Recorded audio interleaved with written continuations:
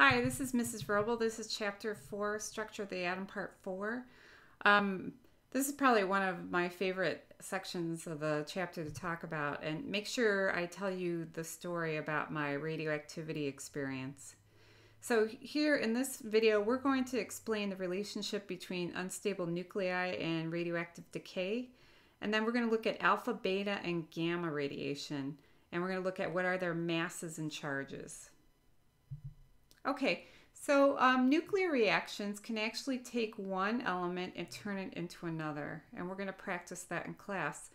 So in 1890, scientists were discovering that elements of a certain size would actually emit what they called radioactivity or radiation. Notice that radiation is the actual rays or particles, and we'll talk about what they are, and the process of it spontaneously emitting the radiation, we call that radioactivity.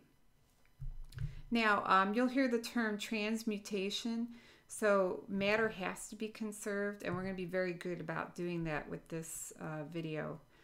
But when you have a change in a nucleus, we call that a nuclear reaction. Okay, now why does this happen? Well, typically what happens is the nucleus is unstable. And because the nucleus is unstable, it has to emit some kind of energy. And that energy is in the form of radiation, and we call it a spontaneous process, which is radioactive decay. Now, the reason why the nucleus is unstable is typically there's an unequal ratio of protons to neutrons. And by emitting this radiation, the nucleus becomes more stable. Okay, so like I said, if you have too many or too few neutrons, the nucleus is unstable and it will emit this radiation. Most of the time, you have stable nuclei, and as a result of it, you're not going to see that radioactivity, okay? I will talk in more detail about how to be safe with radioactivity. Okay, so the first type of radiation is what we call alpha radiation. And notice that it's positively charged particles. That's really important when we're looking at the different types of particles. So when we look at alpha particles, they actually have a positive 2 charge, and it happens to have the same size as a helium-4 nucleus. Now remember, 4 is the mass number of the element. Okay, so down below is a nuclear equation, and because we're conserving energy and mass, we have to make sure that everything balances out. Now, if you want to make sure that the numbers work out, please remember wherever you see a 4, you can draw, wherever you see an alpha, you can draw a 4 and a 2. So if you add up 222 plus 4, that should give you 226. And if you add up 86 plus 2, you should get 88. So we'll keep practicing this in class so it becomes second nature to you. Okay, beta radiation. So beta radiation is different than alpha radiation. It actually has a negative charge. And we say it's the size of an electron, and that size of the electron has a negative 1 charge.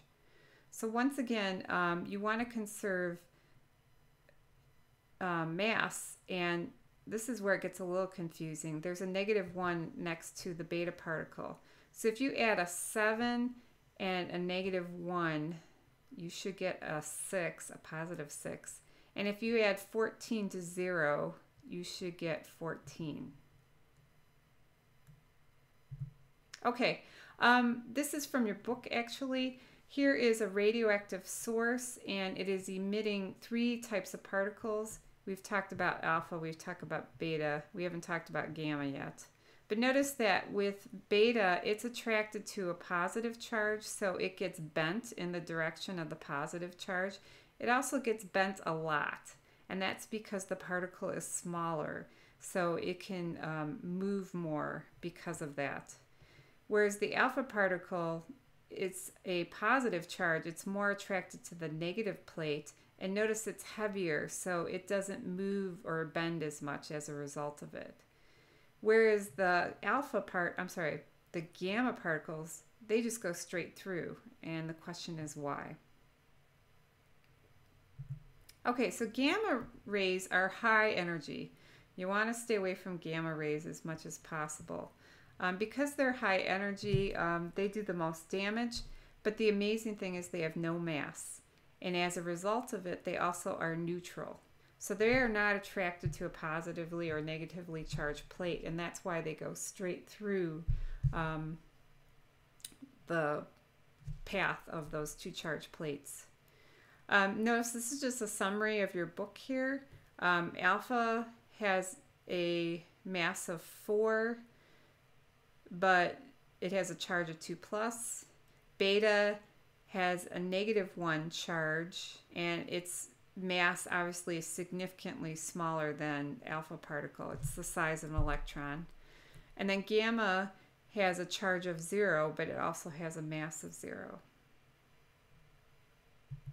Okay, so in summary, chemical reactions involve changes with electrons around the nucleus, but nuclear reactions actually have changes within the nucleus. So when we say a nuclear reaction, we're talking about changes in the nucleus.